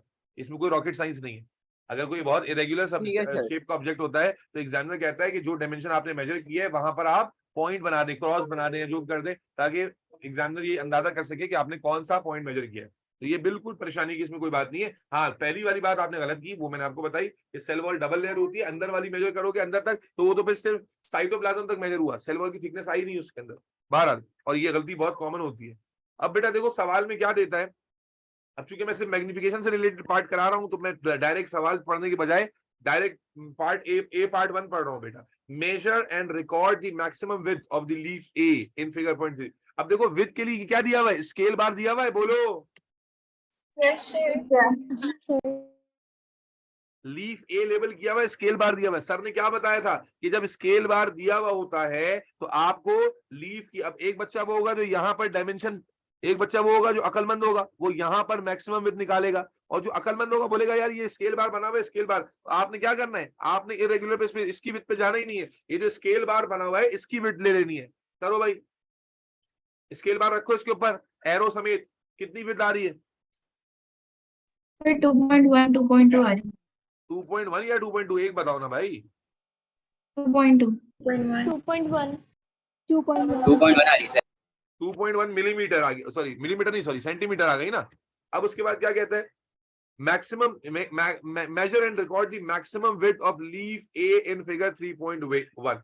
तो क्या आ गई आपके पास 2.1, और ये 2.1 आपने जो लिखा ये सेंटीमीटर है। अब याद रखिएगा हम जो है यूजुअली हम जो मेजरमेंट्स कर रहे होते हैं वो मिलीमीटर, क्योंकि आगे जाके आप देखो यहाँ मिलीमीटर लिखा हुआ है, जिससे हमें अंदाजा हो रहा है कि हमें कैलकुलेशन मिलीमीटर में करनी है, तो मिलीमीटर में कन्वर्ट करेंगे तो क्या आ जाएगा, बोले 21 मिलीमीटर 21 मिलीमीटर। अब यहाँ दो नंबर किस बात के हैं भाई, दो नंबर इस बात के हैं कि एक गधा होगा जो विड्थ जो है वो स्केल बार से नहीं लेगा, दूसरा गधा होगा जो यूनिट नहीं लिखेगा, तीसरा गधा होगा जो 2.1 लिख देगा, मिलीमीटर नहीं लिखेगा। क्योंकि यहाँ पर तो कोई यूनिट लिखा हुआ नहीं ना, तब यूनिट लिखा हुआ नहीं है तो यूनिट के साथ लिखोगे तो 2 नंबर मिलेंगे, यूनिट के बगैर लिखोगे तो एक ही नंबर मिलेगा। तो 21 मिलीमीटर लिखेंगे तो 2 नंबर मिलेंगे। फिर आ जाएगी मैग्निफिकेशन, मैग्निफिकेशन दी हुई है 0.5x, मैग्निफिकेशन दी हुई है 0.5x, और आपसे क्या कहा है, एक्चुअल निकालें, एक्चुअल विड्थ निकालें। फॉर्मूला आ जाएगा फिर से 2 नंबर की वर्किंग है। अब यहाँ यूनिट दिया हुआ तो 1 नंबर वर्किंग का, 1 नंबर आंसर का। क्या फॉर्मूला होता था, मैग्निफिकेशन इमेज अपॉन, बोलो एक्चुअल, फॉर्मूला कन्वर्ट होके क्या हो जाता है, एक्चुअल निकालना है तो इमेज अपॉन मैग्निफिकेशन, यस और नो, वैल्यूज डालेंगे तो क्या हो जाएगा, इमेज 21 और 0.5 कितना आ जाएगा, 42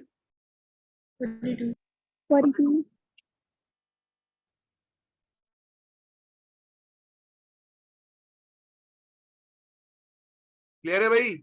आंसर चेक करो, ये आ रहा है, आ भी रहा है, आंसर नहीं आ रहा।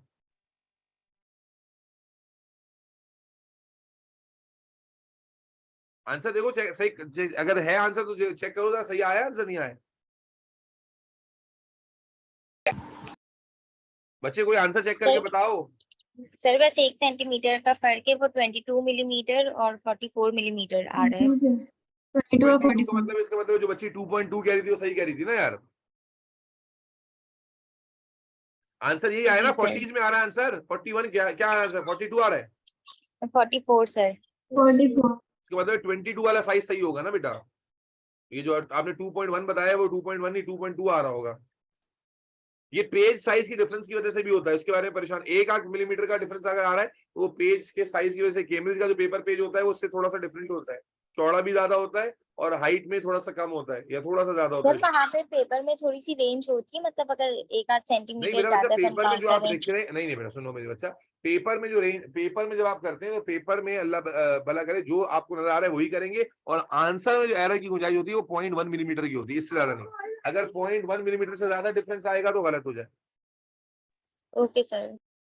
प्लस माइनस 0.1, यानी अगर 44 आंसर है आपका, 45 आ रहा है तब भी एक्सेप्टेबल है, 44 है 43 आ रहा है तब भी एक्सेप्टेबल है। अगर 44 है और 41 आ रहा है या 42 आ गया तो ये एक्सेप्टेबल नहीं।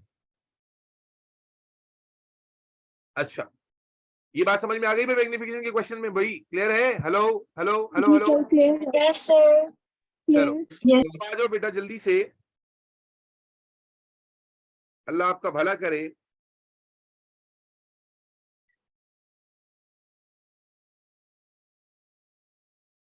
हाय हाय हाय। बेटा आ जाओ, अक्टूबर नवंबर 2020 वेरिएंट 61, अक्टूबर नवंबर 2020 वेरिएंट 61। जी जी, एरो एरो को लेना होता है बेटा जी। अभी तो मैंने बताया, तुम लोग का साबुन स्लो चल रहा है क्या? मैंने अभी ऊपर जब कहा स्केल बार है, मैंने कहा एरो के समेत लें, फिर कह रहे हो एरो को लेना होता है कि नहीं लेना होता। अरे भाई क्या हो गया तुम लोगों को, स्लो चल रहा है लगता है तुम लोगों का साबुन। क्वेश्चन निकालो बेटा, ये क्वेश्चन है, क्वेश्चन नंबर 3, अक्टूबर नवंबर 2020 वेरिएंट 61।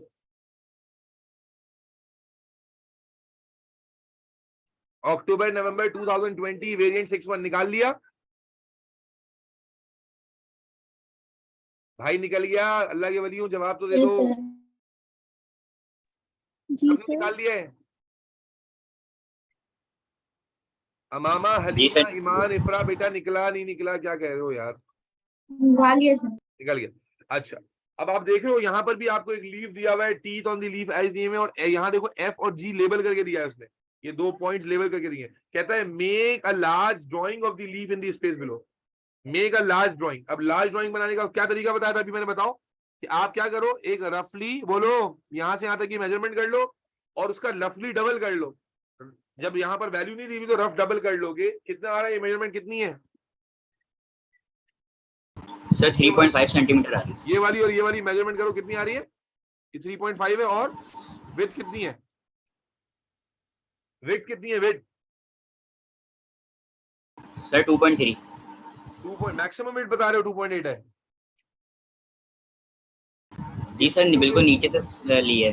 जहां से सबसे थिक है वो बताओ ना, ताकि उससे उससे अंदर अंदर रहे हम लोग।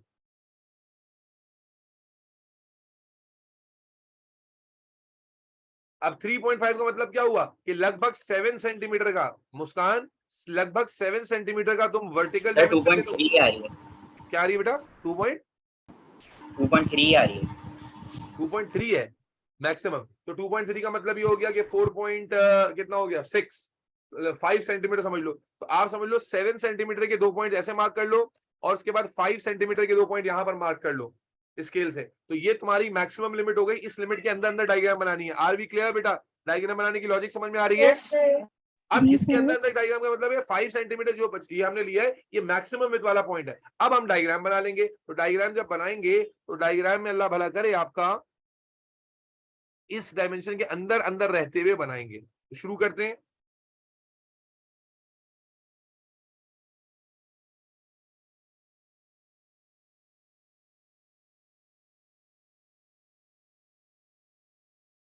अच्छा, ये फोल्ड भी देख लेना, 1 2 3 4 और 5 है। तो हम भी कोशिश करेंगे बस 5 ही फोल्ड बनाए, बड़े बनाए और 5 बनाए। टोटल 5 फोल्ड हैं। और जो थर्ड और फोर्थ वाला है, जितनी एक्यूरेसी रख सकते हो उतनी रखोगे। थर्ड और फोर्थ वाला है वो ऑलमोस्ट सबसे थिकेस्ट है।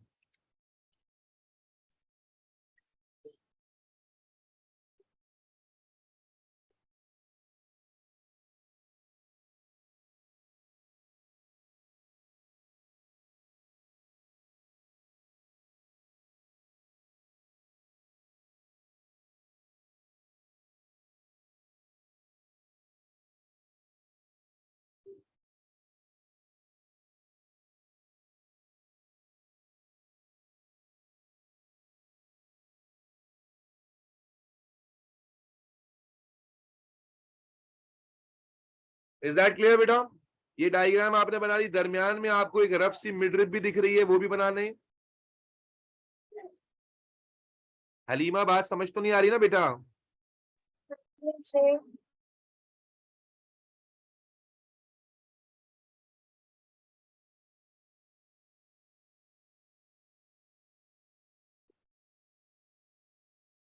जी मदी भाई, बात कुछ आ रही है समझ में? ऊपर से बाउंसर है। सर आ रही है। अब इसमें लेटरल वेन्स भी विजिबल हैं, तो साथ में यहाँ पर लेटरल वेन्स भी बना लेते हैं इनके।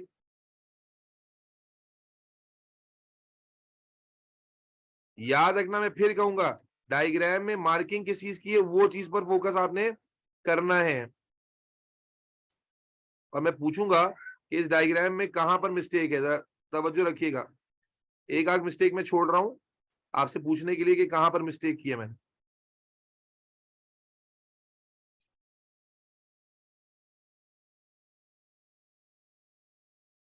जी, रफली डायग्राम आपने बड़ी लार्ज डायग्राम बना दी इस तरह से करके। मुझे बताएं इस डायग्राम में कहां पर मिस्टेक है, कहीं पर कोई मिस्टेक हुई भी है?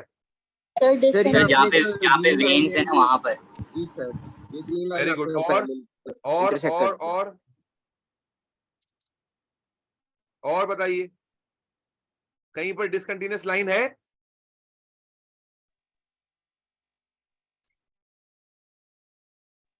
जी सर, ये डिसकंटिन्यूअस लाइंस काफी है ये सर, एक सेकंड ड्रॉ कर लूं। ठीक है, यहाँ देखें आप, डिसकंटिन्यूअस लाइन आ गई है, यहाँ पर डिसकंटिन्यूअस लाइन आ गई है, यहाँ पर जी सर। खराबी आ गई है। ठीक है, आप ऊपर से पेज से देखकर बना रहे हैं, एक वक्त में देख रहे हैं, मैं स्क्रीन स्क्रॉल अप डाउन करने के चक्कर में जो है काम खराब हो रहा है। तो आपने जब ये बनाना है तो आपने इसको भी कैसे एंड करना है, डायग्राम के अकॉर्डिंग करना है, और डिसकंटिन्यूअस लाइन नहीं छोड़नी है। और देखिए सबसे ज्यादा 3 मार्क्स जो बच्चों की कॉमनली कटते हैं ना, वो कटते ही कहां पर है, डिसकंटिन्यूअस लाइन में। बस बस इतना लंबा लंबा नहीं करो, बस ठीक है, समझ आ गई भाई हमें, इतनी मोटी मोटी हेडिंग वो ना करो जालिम आदमी। ठीक है, तो आप जब डायग्राम बना रहे हैं बच्चे, उसके अंदर आपके पास डिसकंटिन्यूअस लाइन कोई नहीं होनी चाहिए, आपके पास डबल लाइंस नहीं होनी चाहिए, और डायग्राम जो है वो कहीं पर लाइन जहां ओवरलैप नहीं कर रही वहां नहीं करनी चाहिए। तो ये 3 गलतियां आप अपने आपने पास। मेजर डबल लाइन क्यों बनाई? सॉरी, बाजू वाली जो लाइन है वो तो एक लाइन लग रही है। कौन सी लाइनिंग बेटा?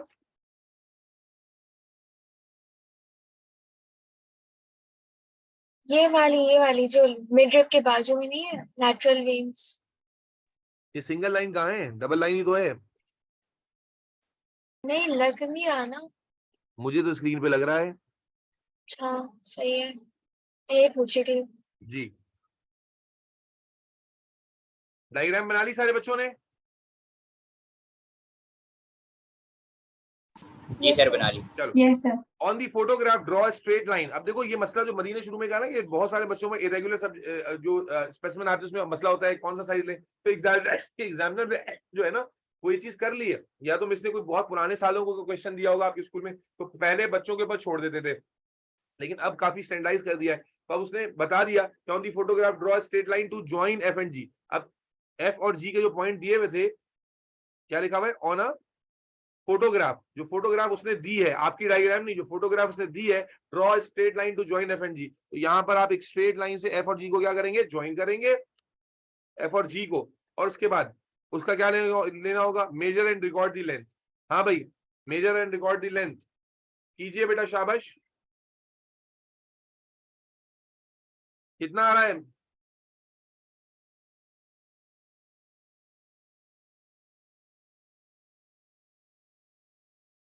एफ से जी तक स्ट्रेट लाइन बना के बेटा मेजर करो।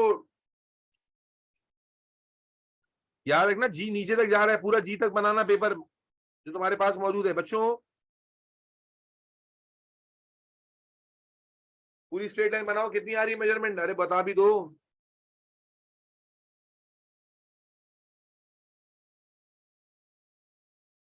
हेलो, अरे बता क्यों नहीं रहे, अल्लाह के वलियों कहाँ चले गए? सर 3.4 आ रही है। जी बाकी लोग कंफर्म कीजिए, क्या 3.4 आ रही है?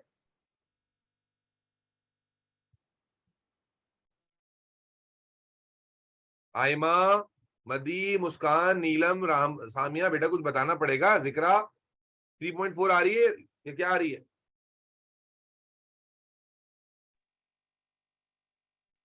जी सर यही यही आ रही है सर यही आ रही है। Okay. अब देखो उसके बाद क्या कहा, ऑन योर ड्राइंग, अब on your drawing draw a straight line in the same position as on the photograph, measure. अब क्या करना है, यहां अपनी ड्राइंग पर आपने वही 2 पॉइंट्स पर मेजर करना है, और मेजर करके उनको मेजर करना है, यानी उनको मार्क करके मेजर करना है। अब अपनी डायग्राम पे मेजर करो। अब ये सबका अलग अलग हो सकता है, लेकिन देखो मैंने क्या बताया था मदी, कि जब एग्जामिनर इस तरह से अलग अलग वाली वैरायटी होती है तो फिर एग्जामिनर क्या करता है, क्योंकि जाएगा उसने ये तो नहीं कहा था बड़ी डायग्राम हो सकता है किसी ने 10 सेंटीमीटर की बनाई, किसी 6, तो आपको वो कह रहा है कि मार्क कर दो, और मार्क करके उसकी लेंथ निकालो, ताकि एग्जामिनर जब चेकिंग करेगा तो आपकी लाइन की लेंथ चेक कर लेगा। तो ये चीज अलग अलग आ सकती है। जी कितनी आ रही है भाई, डबल करके जिन्होंने बनाई कितनी आ रही है, आपकी डायग्राम के थ्रू लेंथ कितनी आ रही है बेटा? सर 7.1। कितना आ रही है? 7.1। 7.1 7.1 का मतलब हो गया 71 मिलीमीटर। 7.1 ठीक है ना। Calculate the magnification. अब मैग्निफिकेशन बतानी है, बताइए कैसे करेंगे मैग्निफिकेशन? मैग्निफिकेशन क्या होती है? सर इमेज का साइज अपॉन एक्चुअल साइज। 1/4 तो इमेज का साइज कितना है? जो आपने बनाया वो इमेज ले जाएंगे और जो फोटोग्राफ थी उसको एक्चुअल ले लेंगे। तो कितना आ जाएगा? 2 पॉइंट कितना आ रहा है? 2 पॉइंट सर 2.08 ये क्या आ जाएगा? 2.08x। फॉर्मूला लाजमी लिख दो, दो दो नंबर के सवाल है। अगर आप फॉर्मूला नहीं लिखोगे, वैल्यू डालोगे तो एक नंबर मिलेगा, दूसरा नहीं मिलेगा। इसी तरह यहाँ पर अगर आपने वैल्यूज लिखी है लेकिन यूनिट नहीं लिखा तो 3 नंबर पूरे नहीं मिलेंगे आपको, नंबर कट जाएंगे, मुफ्त के नंबर कटेंगे आपके। Are we all clear? Yes sir चलो यस सर। जी बेटा बोलो, सवाल है पूछो, सवाल पूछो बेटा। सवाल आ रहा है क्या किसी को? बोलो।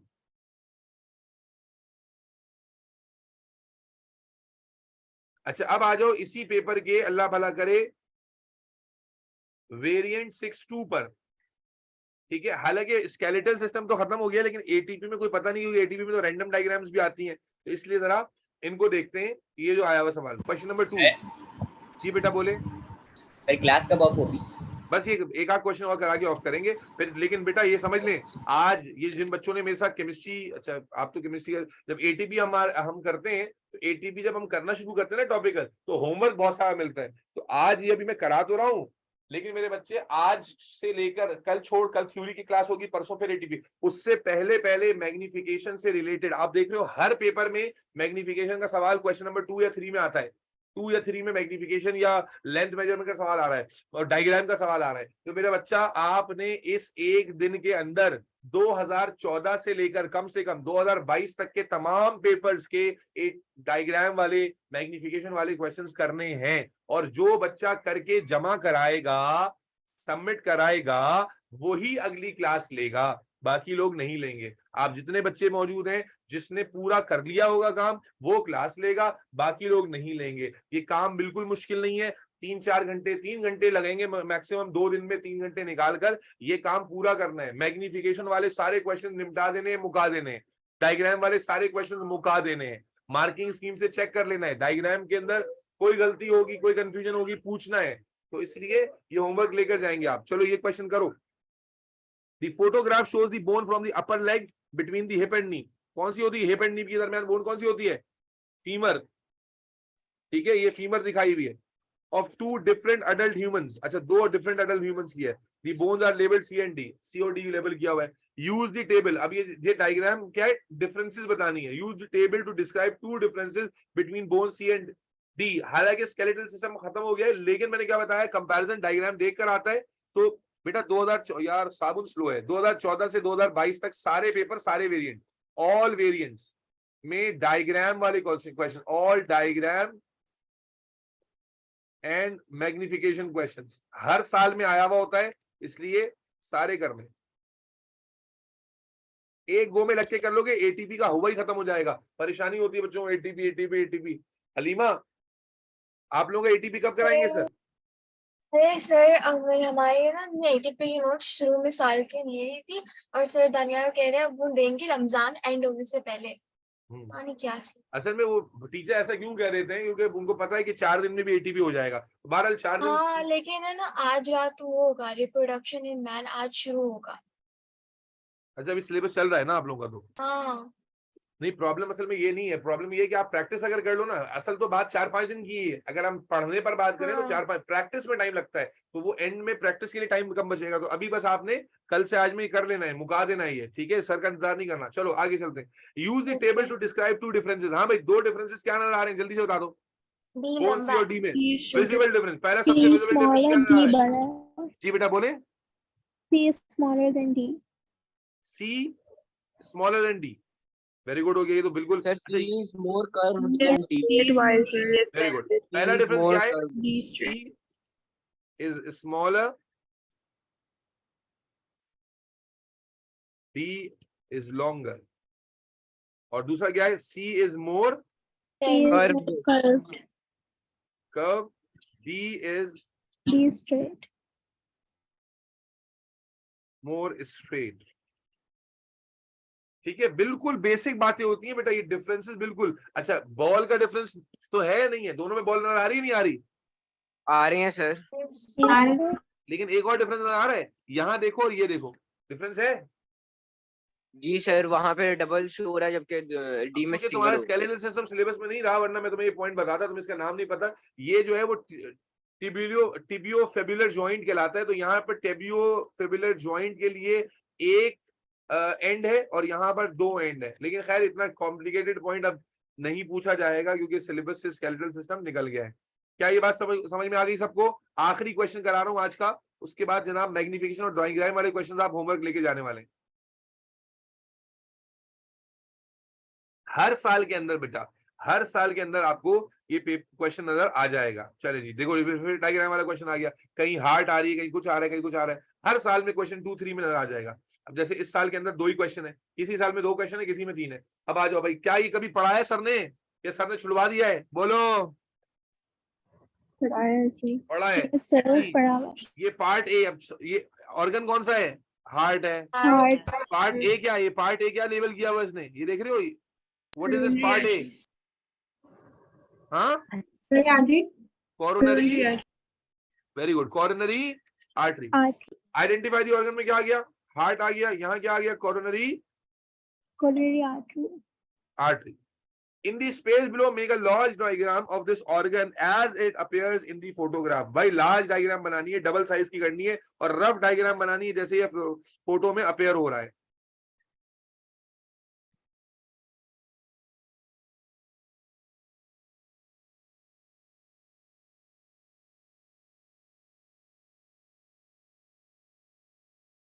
तो स्क्रीन स्क्रॉल अप और डाउन करने में ना बराबर हो जाऊंगा, छोटा कर लेता हूँ। बनाइए।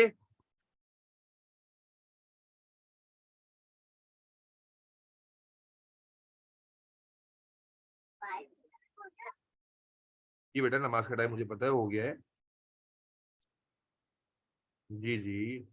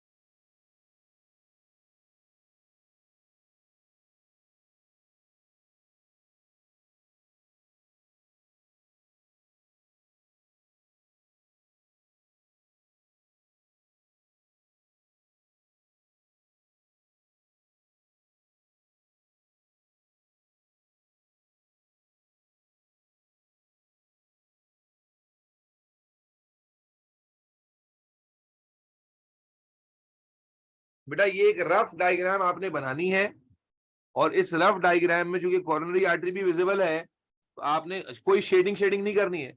एक रफ डायग्राम है, तो कोरोनरी आर्टरी का जो पैटर्न यहाँ विजिबल हो रहा है, जितना विजिबल हो रहा है उतना ड्रॉ करना।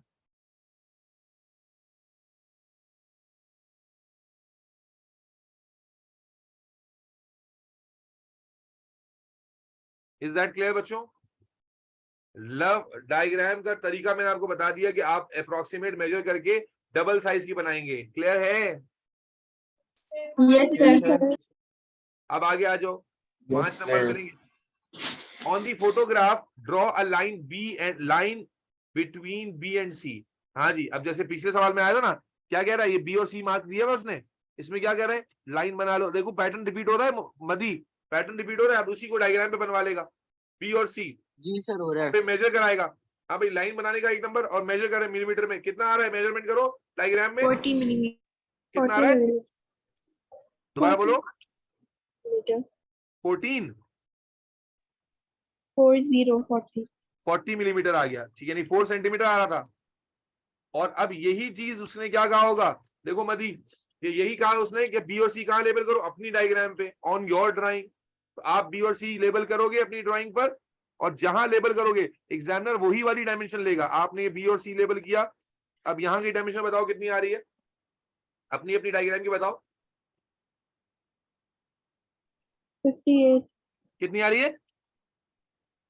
58 अब देखो जो बच्चा 58 बता रहा है, इसका मतलब उसने डबल साइज की ड्रॉ नहीं की।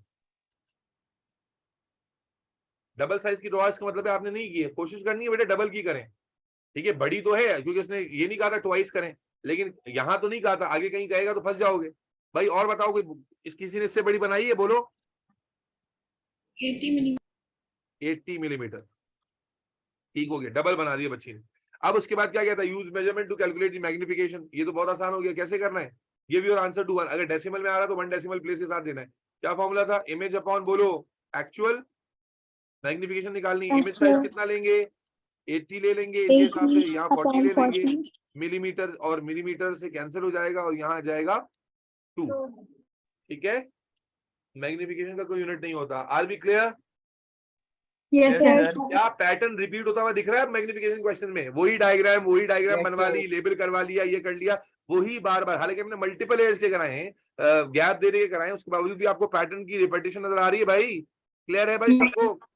जी सर क्लियर। बेटा 2014 से लेकर 2014 से लेकर 2021 या 22 जहां तक पेपर अवेलेबल है, ये सारे मैग्निफिकेशन क्वेश्चंस आप करेंगे, और करने के बाद इनका स्क्रीनशॉट लेकर पीडीएफ फाइल बनाकर अगली क्लास से पहले जमा कराएंगे। जिसका काम पूरा नहीं होगा, आई एम रियली सॉरी, लेकिन वो क्लास नहीं लेगा, उसको मैं भगा दूंगा, क्लास से निकाल दूंगा। होमवर्क कहाँ सबमिट कराना है भाई, आपने ईमेल कर देना या व्हाट्सएप पे पीडीएफ भेज देनी है, ठीक है। अमामा फरहान, तो सिर्फ कौन से क्वेश्चन करने, देखो मैं बता दूं।